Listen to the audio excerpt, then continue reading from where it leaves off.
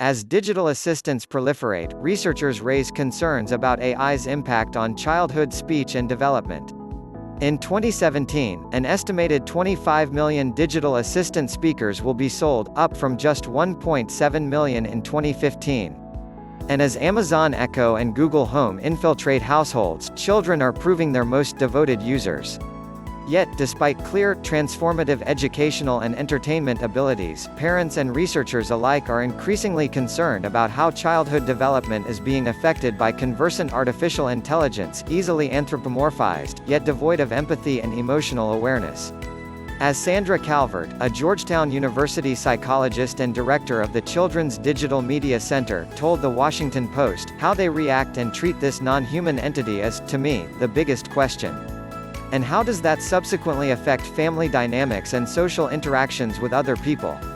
As we explored in WILTW January 12, 2017, the digital assistant is the next great computing platform, equal in disruptive potential to the two great platforms that came before it, the PC and smartphone. And more, it appears children are the leading indicator for the technology's future, demonstrating not only how intuitive and utilitarian it can be, but how its intelligence can blur the line between human to human and human to machine interaction.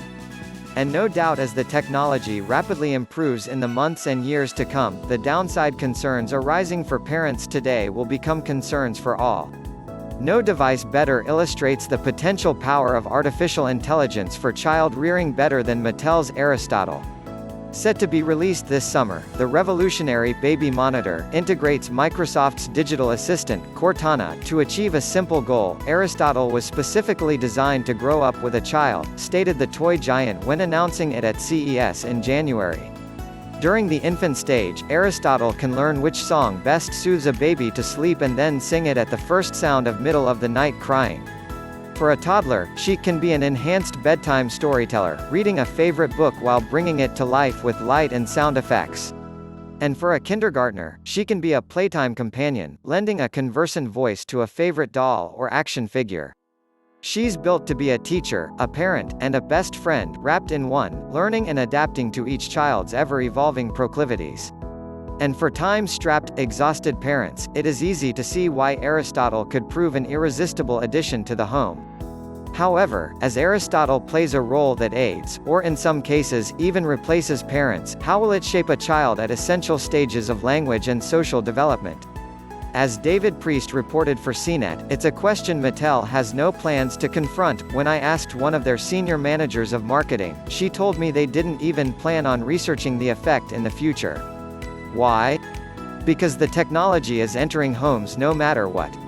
Parent after parent has already expressed concern about how the introduction of digital assistants into the household will affect their children. There have been comical anecdotes: the young girl who asked Alexa to play dolls only to have Amazon ship a $300 doll house to her parents, and the young boy who asked Alexa to play Digger Digger only to have a list of pornographic nouns read while his parents scrambled to silence the digital assistant.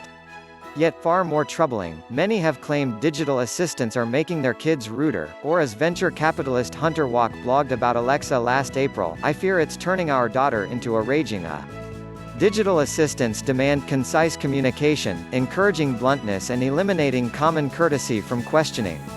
Parents are then seeing these speech and behavior patterns infect how their kids relate to adults and other children. Moreover, digital assistants react only with factual intelligence, meaning they answer questions without the subtle connotations key to simultaneously teaching morals and social norms. To psychologists and neuroscientists, this presents a problem. Children cannot effectively differentiate between a robot interaction and an interaction with a person, therefore, the interactions carry a similar weight of influence. We're creating a new category of being, Peter Kahn, a developmental psychologist, who studies human-robot interaction, told The New Republic. A personified non-animal semi-conscious half-agent. As one of the children Kahn studied said about an AI-enabled robot, he's half living, half not. A recent study by researchers from MIT and Tel Aviv University demonstrated the power of this blurred line. We excerpt from New Scientist: 40 children played a puzzle game against companion robot Tiga. With half the children, the robot had a neutral personality, meaning that when it won it said something like, "I solved the puzzle," and when it lost, it said something like, "That was hard." With the other half of the group, Tiga had more of a can-do attitude. When it won, it might say, "That was hard, but I tried hard and nailed it," and when it lost it might say, "You worked hard and succeeded." The differences in the robot's personality were subtle, but the effect it had on the children's reactions was not. We found that the children in the second group tried much harder, and when they lost they were far more determined to win, says Hae-Won Park at the Massachusetts Institute of Technology, who led the research. Yet, while children may be the focus today, AI-driven psychological concerns will no doubt be relevant to all generations as the technology advances. The fact that digital assistants are stickiest with children is hardly a surprise. The technology is in its juvenile stage of development, more akin to a child with glaring knowledge and comprehension gaps than the superhuman intellect it is destined to be. And with little doubt, the smarter digital assistants become, the more adults will depend on and be influenced by their interactions with AI. The relevance of intelligence levels to dependence is already apparent in how children of different ages connect with the different devices on the market today.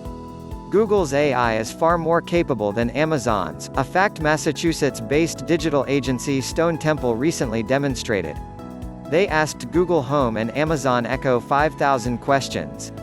Home answered 3 times the number of questions as Echo, 3,383 versus 1,030.